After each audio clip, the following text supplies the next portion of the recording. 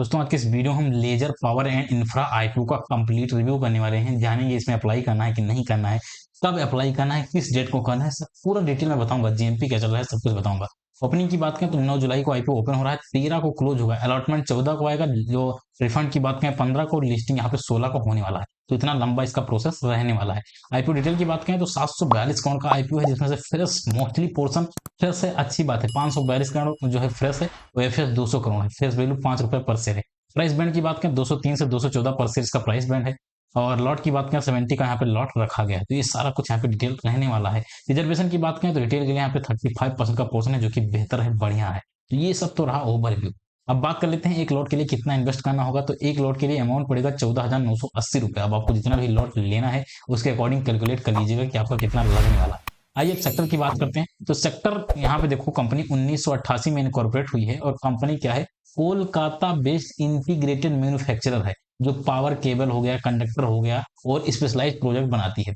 Company ने बाद में ईपीसी यानी engineering procurement and construction segment में भी एक्सपेरियंस किया है, ये अच्छी बात है। और पावर डिस्ट्रीब्यूशन में भी कंपनी का योगदान है और कुछ चीजें बनाती है, प्रोवाइड करती है, तो अलग चीज है। बिजनेस सेगमेंट की बात करें तो मैन्युफैक्चरिंग में इसके पास पावर एंड कंट्रोल केबल हो गया, स्पेशली प्रोडक्ट कुछ हो गए, कंडक्टर्स हो गया। और ईपीसी में जो हो गया, रूरल एंड अर्बन इलेक्ट्रिफिकेशन हो गया, पावर डिस्ट्रीब्यूशन इंफ्रास्ट्रक्चर हो गया, सब स्टेशन इंस्टॉलेशन हो गया, ये सब ईपीसी के अंतर्गत बनाती है। तो कंपनी का जो सेक्टर की बात करें तो एनर्जी सेक्टर में कंपनी का वर्क है और ये अच्छा सेक्टर है, ये बेहतर सेक्टर है। 5 में से 5 स्टार इस सेक्टर को मिलता है भाई। सेक्टर में कोई दिक्कत नहीं है, सेक्टर बढ़िया है। कंपनी का पास ऑर्डर बुक भी वगैरह आप यहाँ पे देख सकते हो, उसके पास ऑर्डर बुक वगैरह भी सॉरी यहाँ पे ऑर्डर बुक वगैरह भी है, जो कि अच्छी बात है, बढ़िया है।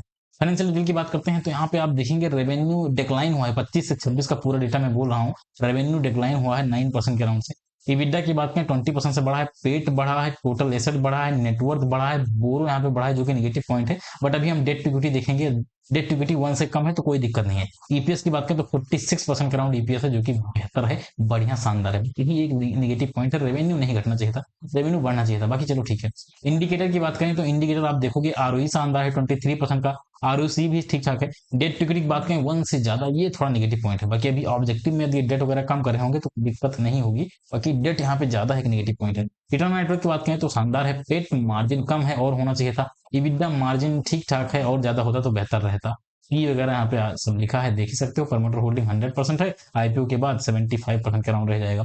ऑब्जेक्टिव की बात करें तो ये देखो, मोस्टली पोर्शन इनका 490 करोड़ इनका इसी में जाने वाला है, बोरो में जाने वाला है। तो कंपनी जो पैसा उठा रही है अपने ग्रोथ के बजाय ये बोरो पे करने में चुका रही है, ये एक थोड़ा सा निगेटिव पॉइंट होता है। कंपनी, मैं मानता हूं कि कंपनी को बोरो चुकाना चाहिए, ऐसी बात नहीं नहीं चुकाना चाहिए था, लेकिन जब मोस्टली पोर्शन इनका 542 करोड़ के अराउंड फ्रेश इशू है, उसमें से 490 करोड़ जो ये बोरो पे कर देंगे तो बहुत ही कम बच रहा है, जो कि एक आप समझ रहे हो ना कि एक नेगेटिव पॉइंट है कि कंपनी का सारा पैसा भाई जा रहा है बोरो पे करने में। इतना इतना नहीं जाना चाहिए था। हाँ, 200-300 करोड़ इस लेवल का जाता तो कोई दिक्कत नहीं होती, लेकिन ये मोस्टली पोर्शन 90% के अराउंड पोर्शन ये जो है बोरो में खर्चा कर दे रहे हैं। तो ये नेगेटिव पॉइंट है, कंपनी ग्रोथ के ऊपर तो फोकस नहीं कर रही है, ये एक नेगेटिव पॉइंट है। और इन्हीं सब चीजों की वजह से आने वाले अभी मैं आपको बताऊंगा कि इसका फंडामेंटल स्ट्रांग नहीं हो पाएगा।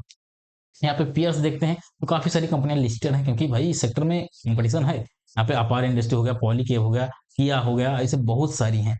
तो यहाँ पे हम बात कर लेते हैं कि सबसे रिजनेबल प्राइस पे कौन सा इस समय है। तो यहाँ पे आप देखोगे अपना आईपीओ ही रिजनेबल प्राइस पे है, पी इसका सबसे कम है। रिटर्न ऑन नेटवर्क की बात करें, रिटर्न ऑन नेटवर्क में पॉलीकेब का सबसे ज्यादा रिटर्न ऑन नेटवर्क है। वहीं बात कर लेते हैं इसका नेट एसेट वैल्यू, तो नेट एसेट वैल्यू भी शानदार देखने को मिल रहा है। ईपीएस की बात करें तो ईपीएस भी पॉलीकैब का शानदार देखने को मिल रहा है। और पी भी बात करें तो पी भी ठीक ठाक देखने को मिल रहा है, जिस हिसाब से ग्रोथ इसका हो रहा है उस हिसाब से पी भी ठीक ठाक देखने को मिल रहा है। तो कहीं ना कहीं नंबर 1 पे पॉलीकैब देखने को मिलेगा। वो सारे लोग अपार इंडस्ट्री को रखेंगे, मुझे पता है, क्योंकि सबसे ज्यादा रेवेन्यू नेट एसेट वैल्यू उसी का है। तो बट मैं उसको नहीं रख रहा हूँ, क्योंकि पॉलीकैब उससे बेहतर मुझे लग रहा है। रीजन क्या है, रिटर्न ऑन नेटवर्क सबसे शानदार इसका है, और पी वगैरह रिजनेबल है। इसका 67 पी है, इसका 56-57 के अराउंड पी है। पी भी रिजनेबल है, ईपीएस भी शानदार है, इस वजह से नंबर 1 पॉलीकैब आ रहा है। नंबर 2 की बात करें तो नंबर 2 पे जो सबसे सस्ता है उसे हम रख देते हैं लेजर पावर, अपना आईपीओ सबसे सस्ता है। रिटर्न ऑन नेटवर्क भी शानदार है, दूसरे नंबर पे रिटर्न ऑन नेटवर्क देखने को मिल रहा है। नेट एसेट वैल्यू भी ठीक ठाक है, रेवेन्यू भी ठीक ठाक है। इन सब की वजह से दूसरे नंबर पे अपना जो है आईपीओ देखने को मिल रहा है। थर्ड पे अपना अपार इंडस्ट्री आ जाएगा, या थर्ड पे आ जाएगा भाई, ठीक है। थर्ड क्यों गया, उसका रीजन ये है कि हायर प्राइस पे मिल रहा है, ऊपर से रिटर्न ऑन नेटवर्थ उस लेवल का नहीं है, ठीक है। इससे ज्यादा रिटर्न ऑन नेटवर्थ वाली कंपनियां अवेलेबल हैं, इन सब की वजह से थर्ड नंबर पे गया। बाकी हमको यही देखना होता है अपना आईपीओ किस नंबर पे आ रहा है। तो अपना आईपीओ सेकंड नंबर पे आ रहा है, दूसरे नंबर पर, जो कि बेहतर है, बढ़िया है, कोई दिक्कत नहीं है, बढ़िया चीज है। तो ये तो हो गया। आईपीओ प्राइस की बात करें, फेयर है कि नहीं? ऑब्वियसली भाई आईपीओ का प्राइस फेयर है। पूरे पेयर्स में आप देखोगे सबसे सस्ता यही मिल रहा है। एंकर बुक अभी हमारे पास है नहीं, तो उसकी हम रेटिंग कुछ नहीं कर सकते हैं। एंकर बुक आएगा तो उसका डिटेल वीडियो बनेगा। फंडामेंटल स्ट्रॉन्ग है, गुड है, क्या कुछ है? यहाँ पे फंडामेंटल गुड है, लेकिन रेवेन्यू डिप हुआ है। आपको मैंने दिखाया कि 9.43% के अराउंड यहाँ पे रेवेन्यू डाउन हुआ है 25-26 में। वो एक नेगेटिव पॉइंट है, रेवेन्यू नहीं घटना चाहिए था। वही एक कंसर्निंग पॉइंट था। और दूसरा चीज ये था कि कंपनी अपना सारा पैसा जो ये आईपीओ पैसा उठा रही है, वो मोस्टली पोर्सन जो है वहां पे डेट में जाने वाला है, डेट पे करने में। वो एक नेगेटिव पॉइंट है। कंपनी अपने ऊपर फोकस करती तो ज्यादा बेहतर रहता। फंडामेंटल यहाँ पे गुड है, स्ट्रॉन्ग तो नहीं कह सकते। फंडामेंटल यहाँ पे गुड देखने को मिल रहा है। अब जब फंडामेंटल गुड रहता है तो मैं आपके ऊपर छोड़ता हूँ, आप रिस्क टेकर हो, रिस्क लेने की क्षमता आपके पास है। आप रोज पोर्टफोलियो खोल के नहीं देखते हो कि ऊपर जा रहा है नीचे जा रहा है, तब आप यहाँ पे होल्ड कर सकते हो। लेकिन आप उस तरह के हो कि रोज पोर्टफोलियो देख रहे हो, अरे यार ऊपर जा रहा है, 2% गिर गया, 5% गिर गया, अरे लाल हो गया, माइनस में हो गया, इस तरह के हो तो फिर दूर रहना, केवल लिस्टिंग के लिए अप्लाई कर देना बस। जीएमपी की बात करें तो 7% का जीएमपी है, ज्यादा खास जीएमपी नहीं है। आने वाले दिनों में जीएमपी और बढ़ता है तो बढ़िया हो जाएगा।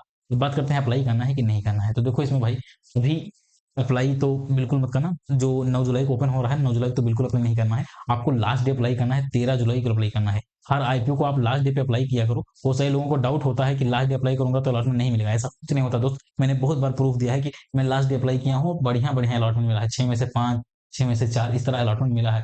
तो ऐसा नहीं है कि अलॉटमेंट नहीं मिलता। लास्ट टाइम ही अप्लाई किया करो, हमेशा लास्ट डे अप्लाई करना है। लास्ट डे अप्लाई करना है। यदि आप लिस्टिंग गेन के लिए अप्लाई कर रहे हो तो आपको जीएमपी चेक करना है। यदि केवल लिस्टिंग गेन के लिए अप्लाई कर रहे हो तो आपको जीएमपी देखना है। जीएमपी 9% से ऊपर का जीएमपी रहता है, 9% प्लस जीएमपी रहता है तो अप्लाई कर सकते हो। दूसरा, यदि इसका जो है आप लॉन्ग टर्म के लिए अप्लाई करना चाहते हो तो उसके लिए एंकर बुक देखना पड़ेगा। एंकर बुक की रेटिंग 9+ होनी चाहिए, 9 या 9+ रेटिंग होनी चाहिए एंकर बुक की, तो यहाँ पर लॉन्ग टर्म के लिए अप्लाई कर सकते हो।